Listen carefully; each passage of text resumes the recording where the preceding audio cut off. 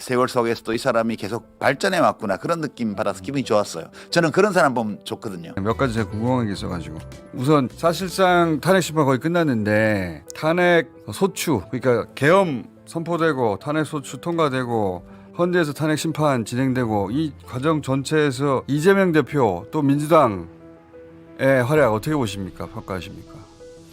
제가 한번 그 얘기 한 적이 있었는데 여기 나와서 이중 권력 상태라고. 네. 그러니까 국민이 직접 산출한 권력이 두 개가 있는데 하나가 대통령이고 하나가 국회인데 대통령이 내란을 벌였다가 실패했기 때문에 그 당시에 초기에 제가 그랬습니다. 이중 권력 상태라고. 그렇죠. 그래서 가면 갈수록 국회 쪽으로 권력이 집중될 거다. 네. 그렇게 얘기를 했습니다. 결국은 국회를 주도하고 있는 민주당과 여러 야당들이 합심해서 권력의 중심, 정통성 있는 권력의 중심을 국회 쪽으로 땡겨온 거죠. 그 네. 기간 내내 쉽지는 않았어요. 네. 그러니까 그 시작이 재빠르게 국회로 결집해서 의결 정족수를 확보를 하고 바깥쪽에 시민들이 오도록 네. 그렇게 북돋아서 국회 침탈을 저지하고 이게 이제 시작이었죠. 네. 그래서 이제 그 전체 과정을 보면 일사불란한 것까지는 아니지만 이제 매우 결속된 어떤 분위기에서 이 일을 지금까지 2달간 이제 해왔다 저는 그렇게 네. 평가합니다. 그리고 이재명 대표의 리더십은 그 과정에서 더 확고해졌다. 이게 그거 분명한 것 같아요. 위기 극복을 이끌었기 때문에 네. 그리고 아직도 이 위기가 끝나지 않았기 때문에 사람들이 강을 건너는 도중에 말을 갈아타려고 하지는 않거든요. 그 강을 건너는 능력이 있다는 걸 보여줬죠. 그렇죠. 이 말을 타고 계속 강을 건널 수 있을 것 같다. 이런 신뢰를 줬기 때문에 최근 여론조사 지표를 보면 정권 교체를 원하는 시민들 중에는 이재명 대표에 대한 지지 의사가 더 강해지는 압도적이죠. 그런 양상이 나타납니다. 말머리를 정확한 방향으로 이끌었고 처음에 그리고 이 방향으로 강을 건널 수 있을 것 같은데 거기까지 보여줘가지고 민주당도 이 정도면은 민주당의 역사를 오래 봐왔습니다만 이 정도 굉장히 일사불란하죠. 그렇죠. 합심해서 해왔죠. 그 과정 중에 야 저 의원 내 새로 봤어 이런 의원도 있었습니까? 제가 제일 눈여겨본 사람은 여러 사람이 있는데 저는 김민석 의원을 되게 눈여겨봤습니다. 그분도 참 기구하는 정치적 역사를 개인적으로 갖고 있는데 완전히 끝났다고 한 게 20년 전인데. 제가 엄청 싫어했거든요. 2002년도에 그 일 때문에. 그렇지. 그런데 굉장히 그때의 판단착오로 인해서 굉장히 긴 시간 형벌을 받았죠. 형벌을 받았어요. 벌을 받았어요. 그리고 이제 어떻게 선거에서 총선에서 겨우 이겨가지고 국회로 돌아왔는데 여러 번 실패하고 겨우 이겼죠. 그런데 저는 무척 좀 놀랐습니다. 이번에 내란에 대처하는 과정에서 매우 정확한 메시지를 냈고요. 메시지 정확했어요. 그다음에 책임성 있는 태도를 보였어요. 그래서 대체로 보면 20대 때 국회의원이 됐고 최연소로 됐죠. 굉장히 어려움이란 걸 겪지 않고 살았던 사람인데 한 20년 가까운 그런 세월 속에서도 이 사람이 계속 발전해 왔구나 그런 느낌 받아서 기분이 좋았어요. 저는 그런 사람 보면 좋거든요. 그러니까 완전히 끝났다고들 많이들 부활은 불가능하다. 노무현 대통령을 그런 식으로 저버리고 재벌에 붙었어? 말하자면 이런 인상이 남았고 배신자라는 인상이 남았고. 근데 그거에 대해서 직접적으로 사과를 해서 이 문제를 푼 것이 아니고 자기 실력으로 새로 주어진 과제에 대처하는 과정에서 사람들에게 신뢰를 주는 방식으로 과거의 족쇄를 풀고 나온 것 같은 느낌이 있어서 저는 뭐 개인적으로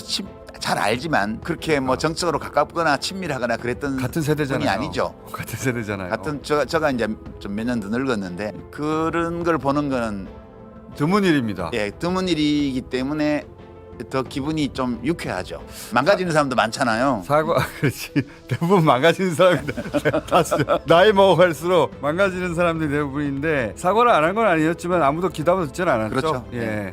근데 본인이 실력으로 그걸 풀었다는 게 맞는 말이네. 과거의 잘못과 판단착오에 대해서 사과함으로써 위기를 벗어나는 사과는 해야 되지만 사과를 한다고 거기서 빠져나올 수 있는 게 아닌데 맞아요. 결국은 뭘로 거기서 벗어날 수 있냐면 신뢰를 획득할 수 있는 기여를 통해서 신뢰를 획득할 수 있다는 것을 보여준 사례여서 저는 개인적으로 유쾌했습니다. 보는 과정에서. 저도 굉장히 인상적이었어요. 그리고 메시지를 낼 때 문장이 간결하고 임팩트가 있어요. 정확하고. 문장도 굉장히 좋더라고요. 누가 도와주는지 몰라. 본인 직접 쓴 거 아니야? 그건 모르겠어요. 문장 굉장히 좋던데 말보다 글이 더 좋아요. 말도 잘하는 편인데. 정동영 의원 경우도 되게 보기 좋았던 것 같아요. 큰 역할을 한 것은 아니지만 아 저렇게 계속해서 충실해지는 사람들도 가끔 있구나. 박지원 의원 보세요. 나이가 들수록 더 청명해지죠. 거기야 뭐 제가 굳이 말 안 해도 예, 예. 나이가 들수록 청명탕을 드시는지 더 청명해지셔. 그래서 그런 발견은 아주 기분 좋은 발견이었어요 이번 과정에서. 김민석 의원이 있고 네. 그 외에 박선원 의원이나 김명주 의원은 제가 그분들이야 뭐 그냥 온 국민이 다 보셨기 때문에 저는 사람들이 눈여겨 보지 않았을 수도 있을 분들을 거론한 거고요. 그분들은 뭐 김병조 의원, 박선원 의원 이런 분들은 스타죠 그냥. 이제 스타 됐죠 완전히. 저 동네 얘기도 좀 해볼까요? 보수는 누가 후보가 될까요? 여러 사람이 지금 나서고 있는데 명태균 씨를 먼저 이겨내야 되는데 보니 그쪽 후보들은 큰 의미가 없는 질문 아닐까요? 누가 되든. 예. 그게 왜냐하면 대통령이 내란죄를 범해서 탄핵이 되고 뭐 탄핵 인용이 아직 결정된 건 아니지만 그렇게 되어야 대선이 치러지잖아요. 그 정당이 다시 집권한다는 걸 바로 그것도 곧바로 상상할 수 있으세요? 상상할 수가 없죠. 정상적인 국가 아니죠 그러면. 예, 그렇기 때문에 누가 나오든 크게 변화가 없을 거다. 그게 하나 있고 두 번째는 국힘당에서 그 좋은 사람을 뽑을 수가 없어요.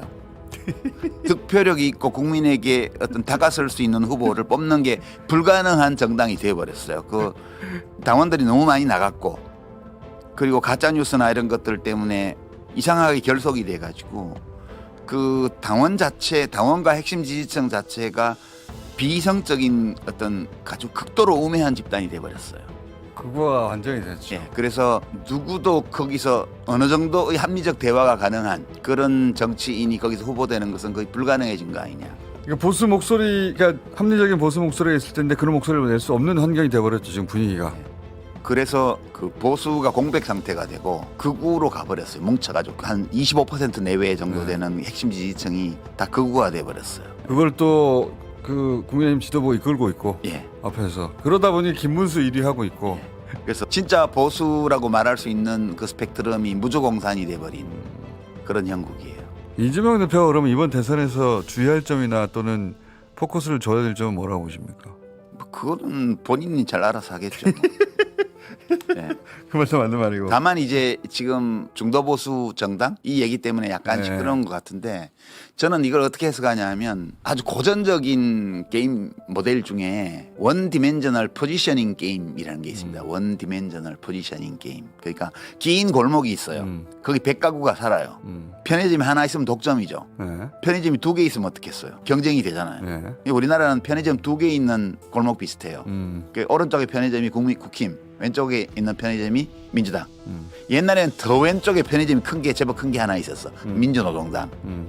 근데 지금 상황이 어떠냐 하면 국힘이라는 편의점이 저 골목 오른쪽 끝으로 계속 이전 개업을 하는 식으로 가고 있어요. 오른쪽으로. 좀 멀어지고 있죠. 네, 근데 사람들은 어떤 편의점을 가냐면 가까운 편의점을 이용하는 경향이 있어요. 그러면 마켓 쉐어를, 그러니까 시장 점유율을 키우려면 가운데로 가야 돼. 네, 민주당 편의점은 어디로 가야 될 거예요? 점점 가운데. 점점 더 가운데로 가서 저쪽이 더 오른쪽으로 하면 계속 따라서 오른쪽으로 더 가면 갈수록 왼쪽에는 편의점이 없기 때문에 이건 다 우리 손님이고 오른쪽 손님을 더 먹게 되는 거죠. 지금 이재명 대표는 이 게임을 하고 있는 게 아닌가 그런 생각이고요. 왜냐하면 왼쪽이 지금 편의점이 없기 때문에 그렇죠. 차원이 한 개밖에 없는 게임 이론이어서 현실을 다 설명하지는 못하는데 적어도 진보 보수라는 노선만을 기준으로 1차원적인 모델을 설정하면 이 게임이에요 이게. 직관적으로 이해가 되네요. 예. 그런데 왼쪽에 새로운 편의점이 나올 가능성이 있으면 오른쪽으로 못 가요. 그렇죠. 왜냐하면 왼쪽이 많이 넓어지면 거기 창업만 하면 손님이 왕창 올 거기 때문에. 근데 지금 왼쪽이 창업 가능성이 거의 안 보이잖아요. 없다고 해요. 예, 저기 국힘은 계속 골목 오른쪽으로 가고 있어요. 네. 그래서 그만큼 자기 라인을 오른쪽으로 옮기는 거예요 지금. 국힘은